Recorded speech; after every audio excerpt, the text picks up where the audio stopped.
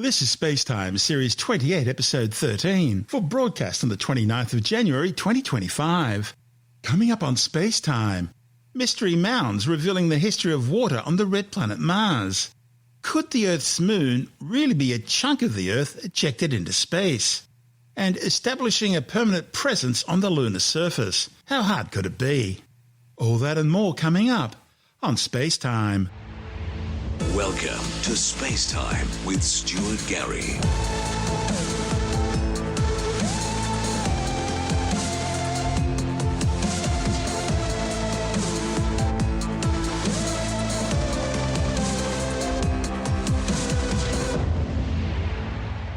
A new study has shown that thousands of mounds and hills on the barren Martian northern plains are full of clay minerals, providing clear evidence that these rocks were once soaked with water. The findings, reported in the journal Nature Geoscience, supports the hypothesis that the expansive red planet northern lowlands was once the floor of a vast Martian ocean. One of the study's authors, Joe McNeil from the Open University, says these mounds are all that's left of a landscape roughly the size of the UK that's been almost entirely eroded away. McNeil and colleagues used high-resolution images and compositional data captured by orbiters around Mars to better understand the geology of these mounds. They found that the mounds, which are up to half a kilometre high, are all that remains of an ancient highlands region, which retreated by hundreds of kilometres after erosion wore away the terrain billions of years ago. These actions played a key role in shaping the Martian landscape, which divides the planet's low-lying northern hemisphere from its much higher southern hemisphere. The mounds are made up of layered deposits containing clay minerals formed through water interacting with rock over millions, maybe billions of years. These clay layers are sandwiched between older non-clay layers below and younger non-clay layers above, marking distinct geological events in Martian history. McNeil says the mounds are incredibly exciting because they preserve a complete history of water in this region with inaccessible, continuous rocky outcrops. And that makes them a prime location for future missions aimed at uncovering whether Mars ever had an ocean and whether life could have existed there. Remember, here on Earth, wherever we find water, we find life. The study also reveals that these mounds are geologically linked to the nearby plains of Oxyaplanum, which the European Space Agency Rosalind Franklin rover is set to explore in 2028, looking for signs of past and present life. By piecing together the red planet's ancient past, scientists are uncovering the story of a planet that may once have been capable of supporting life. In fact, many scientists see Mars as a model for what the early Earth might have looked like. And the lack of plate tectonics on Mars means that much of its ancient geology is still in place. So by studying Mars, we learn more about our own home planet as well. This is SpaceTime. Still to come, could the moon have been created by an ejected chunk of the Earth? And establishing a permanent manned base on the moon, how hard could it really be? All that and more still to come on SpaceTime.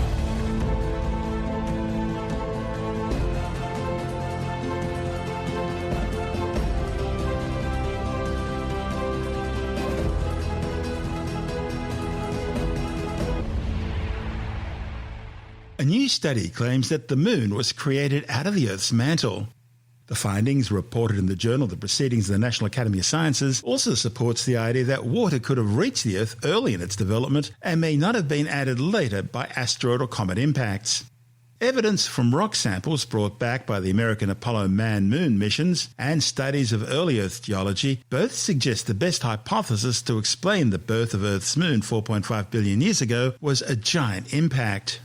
Now, this theory suggests that a Mars-sized planet named Theia, possibly even an Earth Trojan, slammed into the early proto-Earth about 62 million years after the birth of the solar system 4.6 billion years ago.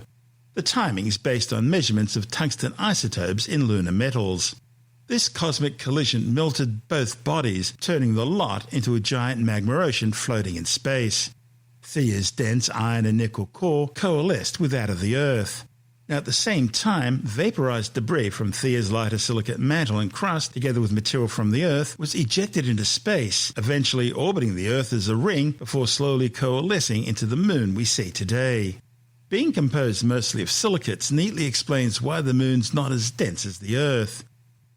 But now, researchers have discovered another piece of the puzzle, the formation of the moon, and also how water reached the Earth. The new measurements indicate that the moon formed from material ejected from the Earth's mantle with little contribution from Theia. The authors analysed oxygen isotopes from 14 samples from the moon and carried out 191 measurements on minerals from Earth. They used an improved version of laser fluorination, a method in which oxygen is released from rock using a laser. The new measurements show a very high similarity between samples taken from both the Earth and the moon of an isotope called oxygen-17. Now, the isotopic similarity between the Earth and Moon is a long-standing problem in cosmochemistry for which the term isotope crisis has been coined. One of the study's authors, Andreas Pack from Groningen University, says one explanation is that Theia lost its rocky mantle in earlier collisions and then slammed into the Earth more like a giant metallic cannonball. Now, if this were the case, Theia would be part of the Earth's iron core today, and the Moon would have formed from ejected material from the proto-Earth's mantle. Pack says this would explain the similarity in the composition of the Earth and the Moon. And the data obtained also provided an insight into the history of water on Earth. The widespread assumption is that it only arrived on Earth after the formation of the Moon, most likely through a series of asteroid and comet impacts known as the Late Vernier event. As the Earth was hit much more frequently by these impacts than the Moon, there should also be a measurable difference between the oxygen isotopes, depending on the origins of the material that impacted. However, since the new data shows that this isn't the case, many types of meteorites can now be ruled out as a possible cause for the late Vernier. Instead, the data can be explained by a class of meteorites called enstatite chondrites, which are isotopically similar to the Earth and contain enough water to be solely responsible for the Earth's water formation. This is SpaceTime. Still to come, establishing a permanent presence on the Moon. How hard could it be? And later in the science report, a new study warns that coral bleaching on the Great Barrier Reef has now reached catastrophic levels. All that and more still to come on SpaceTime.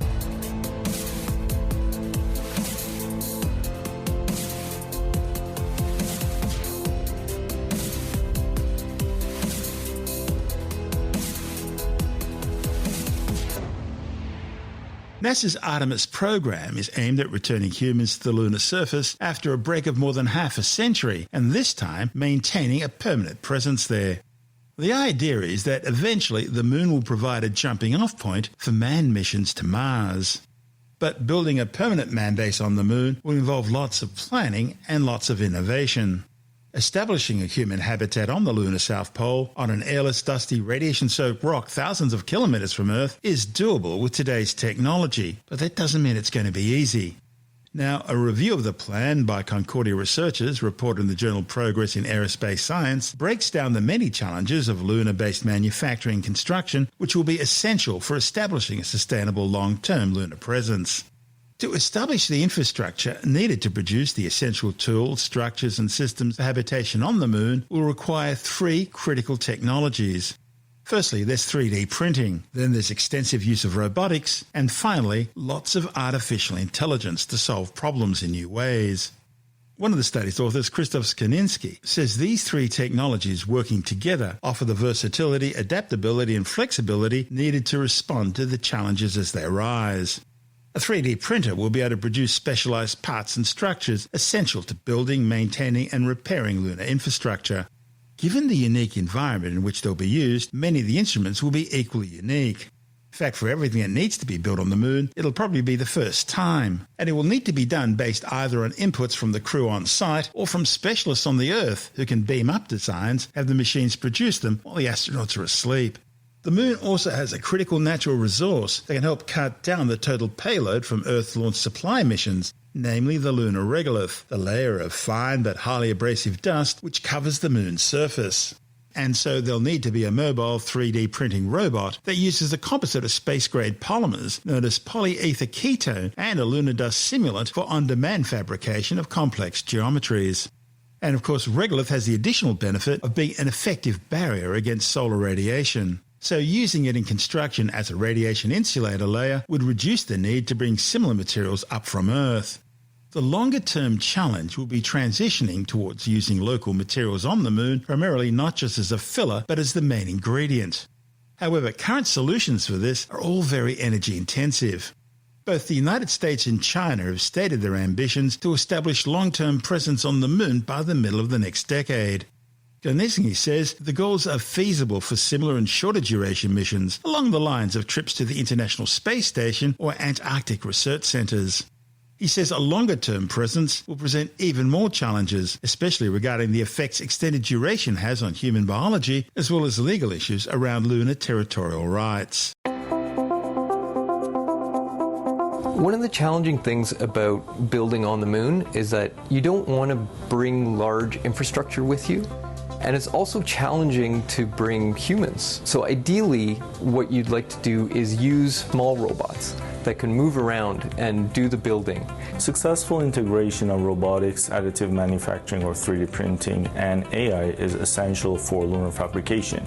Robotics help us to fabricate large-scale parts in harsh environments. AI helps us to enhance decision-making, optimize the design, and monitor the processes. Working on the moon is nasty business because you have to deal with the regolith that is there. You have to deal with the temperature fluctuations, the harsh vacuum environment, and the reduced gravity. And you have to get the materials there, both your building materials and the machinery to build it, which is one of the most difficult and most expensive challenges. Lunar regolith is a nasty, jagged, abrasive material which makes it difficult to work with and introduces engineering challenges to integrate into any process. On the other hand, using the material is a great way to reduce the costs of exploration. Additive manufacturing, whether it's on the moon or here on Earth, is advancing rapidly and is enabling us to combine high-tech materials in very novel ways. That's Christoph Konietzki and Mohamed Azami from the Concordia Institute for Aerospace Design and Innovation. And this is SpaceTime.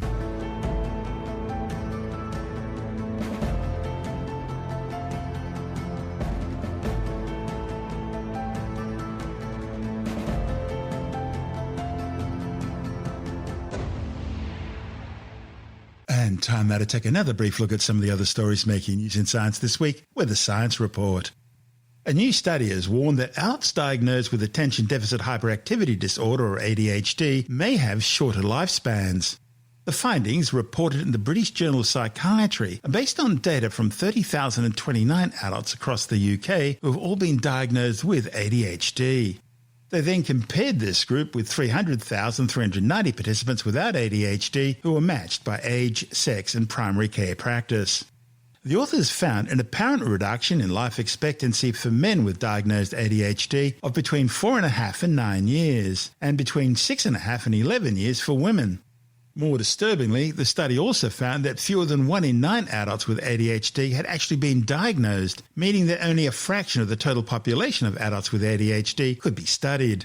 People with ADHD experience differences in the way they focus their attention.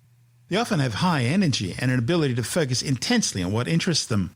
However, they may find it difficult to focus on mundane tasks, and that can lead to more impulsiveness, restlessness, and differences in planning and time management. And that makes it harder to succeed at school or at work, leading to longer-term challenges. New research warns that the cycle of coral bleaching on the Great Barrier Reef has now reached catastrophic levels. The study by scientists with the University of Sydney highlights the complex interplay between heat stress, disease onset, and coral mortality. The authors found that 66% of the colonies were bleached by February 2024 and 80% by April last year. And by July, they found that 44% of all bleached coral colonies had died. A new study has found that blue rings in the stems of trees and bushes in Norway could have been the result of volcanic eruptions in Central and South America. A report in the journal Frontiers in Plant Science studied Norwegian pine trees and juniper shrubs dying wood samples to reveal blue rings, which represent years when the plant didn't grow properly, likely due to especially cold summer weather. The authors found that across the plants they sampled, blue rings were most common from the years 1902 and 1877, with 96% of pines and 68% of juniper shrubs revealing blue rings in 1902 and 84% of trees and 36% of shrubs in 1877. They say previous research had already linked the cold 1902 temperatures in Scandinavia to the volcanic eruption of Mount Pelee in the Caribbean. and the cold summer of 1877 aligns with the eruption of Cotopaxi in Ecuador. Well, it's been a huge week in technology with Samsung releasing its new AI smartphones. With the details, we're joined by technology editor Alex Zaharov-Reutt from TechAdvice.life. Yes, well, there's three models, the S25, the S25 Plus, and the S25 Ultra. Obviously, the Ultra is the most advanced model with the bigger screen and the best cameras and the stylus, but all of them have the Snapdragon 8 Elite for Galaxy. So this is a specially fine-tuned processor. They're talking about a boost of 40% in the neural processing unit, 37% in the CPU, and 30% in the GPU compared to the S24 generation. And what Samsung is doing is they're promoting this as your AI companion. So I've seen this phone, I've played with it at a special event for the media, and you can talk to the phone like it was a human. It's using Google Gemini, so Bixby, which was Samsung's previous AI assistant. It's still there, but it's no longer the prime AI companion. It's now Gemini, and you can talk to Gemini in the same way you can talk to ChatGPT and discuss ideas and issues and reason with it. So that puts it ahead of what Apple is doing. It brings it to par with what Google is doing because Google has had Gemini. And look, existing users can download Gemini and use it too, but this is now sort of a standard part of the phone. You can ask your phone to look at a YouTube video, extract whatever are the main points and put it into a note in your Notes app for you. So the whole idea is it's becoming this agentic AI device where you can interact with your phone and get it to do things across different apps. Now, at the moment, it's the apps that are built in, the calendar, the Gmail, Spotify and WhatsApp are a couple of apps. I mean, there'll be more of them to come, but there's a thing called Now Brief that shows you information on, when you have to leave for your next appointment or things that you have scheduled for the rest of the day, other interesting information that is like a briefing for you. And you have this, when you look at the phone, it's on a lock screen as well. You've got call recording and transcripts. You've got the ability to translate 20 different languages on device. Samsung has been very strong in pointing out how much it's taking privacy very seriously. Being able to interact with the phone to ask it to dim the screen because your eyes are tired is something you can now do just by asking. There's a feature called Best Face, a little bit similar to one we saw from Google last year, where you can take a series of photos of people at a party or at an event, and inevitably somebody is going to be blinking or looking away or not smiling, and you can now choose from all the right faces and choose the best one so everyone looks their best. And I asked Samsung, is this just Google's feature or is this your own? And they said it's their own feature, which is interesting because good for competition. There's an audio eraser. So let's say you're recording a video and there's wind noise or there's just too much background noise, or you're at the beach and there's noise from the ocean. You can actually turn various elements of the background noise up or down. So you can focus on the voice or you can focus on the noises of nature. So that's giving you some video editing capabilities. If you have a bunch of Samsung appliances like one of their watches and a TV, maybe air filters, the watch can figure out when it is you've fallen asleep because your breathing patterns change and other things change, and it can turn the TV off for you, or it can put on the air purifier if it needs to do that based on what it's figuring out about your personal health metrics. The other big question, of course, is price. I understand they've gone down in price compared to previous models. Yeah, well, a few things have gone down. So it's thinner, it's lighter, it's stronger with this Corning Gorilla Glass 2. Now, last time you could drop it from waist height to a meter. This time you could drop it from head height, 2.2 meters, without a case. And according to the test, the screen hasn't broken. Now, the S25 Ultra starts for the 256 gig model in Australian dollars at $2,149. So that's $50 less than last year. And they've also got a 512 gig and a 1 terabyte model. It's $2,349 for the 512 and $2,749 for the 1 terabyte. Obviously, the S25 and the S25 Plus are cheaper with smaller screens, but usually the Ultra is the particular one that they want to sell. They teased something else. It was called the Samsung S25 Edge. So this is a very thin phone meant to compete with the rumored iPhone 17 Air that's meant to come in September or October this year from Apple. They've just gone all out to make this the best Android phone you can get, even better than the ones from Google, and they're hoping that this is going to propel them into winning the AI race for 2025. That's Alex Zaharov-Reutt from TechAdvice.life.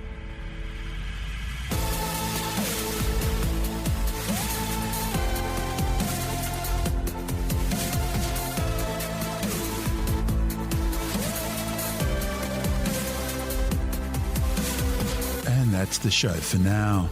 SpaceTime is available every Monday, Wednesday and Friday through Apple Podcasts, iTunes, Stitcher, Google Podcast, Pocket Casts, Spotify, Acast, Amazon Music, Bytes.com, SoundCloud, YouTube, your favorite podcast download provider, and from spacetimewithstuartgary.com.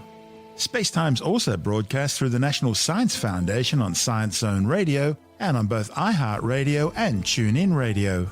And you can help to support our show by visiting the SpaceTime store for a range of promotional merchandising goodies, or by becoming a SpaceTime patron, which gives you access to triple-episode commercial-free versions of the show, as well as lots of bonus audio content which doesn't go to air, access to our exclusive Facebook group, and other rewards. Just go to spacetimewithstuartgary.com for full details. You've been listening to SpaceTime with Stuart Gary. This has been another quality podcast production from Bytes.com.